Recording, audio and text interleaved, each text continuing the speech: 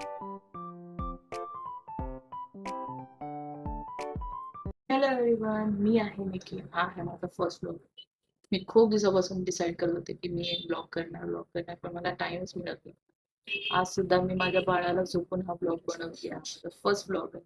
So hello everyone, welcome to my first blog. मिसली baby झाल्यानंतर माझ्या लाईफमध्ये खूप चेंजेस झाले.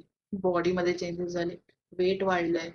त्यामुळे कॅमेऱ्यासमोर यायची माझी अशी इच्छा होत नव्हती. मला असं वाटायचं की माझी बॉडी कशी तरी विचित्र वाटेल. मला कॉन्फिडन्स येत नव्हता. पण माझा नवरा मला बोलला, "हे बघ, परफेक्ट असणं गरजेचं नाही निकी. तू रिअल आहेस ना, तेच दाखव." तर या ब्लॉगमधून मी तो करायचा प्रयत्न करणार आहे. ऑनेस्टली बेबीच्या अगोदर मला डान्स करायला खूप आवडायचं. मला पेंटिंग करायला खूप आवडायचं. मला काहीतरी असं क्रिएटिव्ह करायला खूप आवडायचं. मी काहीतरी मला स्वतःला असं वाटेल एनर्जेटिक तर ते मी करायचे. पण बेबी झाल्यानंतर 24/7 मॉम, त्यानंतर जॉब, त्यानंतर घरातलं काम. त्यामुळे कधी स्वतःसाठी मी टाईम काढला नाही. दिवसभर मी कधी-कधी टाईम मिळेल, स्वतःला असा मिळतो आपल्या अर्ध्या तास त्यामध्ये मी स्क्रोल करायचे मोबाईलवर, काहीतरी बघायचे, काहीतरी खेळ बघायचे. पण एक दिवशी मला असं वाटलं, की नक्की आपण हे काय करतोय? त्याच्याऐवजी आपण स्वतःसाठी एक टाईम काढून आपल्याला जे वाटतं ते करावं नाही का? आपल्याला डान्स करायला आवडतं, पेंटिंग करायला आवडतं, काहीतरी क्रिएटिव्ह करायला आवडतं, ते आपण केलं पाहिजे. बरोबर की नाही? तुम्हाला सुद्धा असं वाटतं का?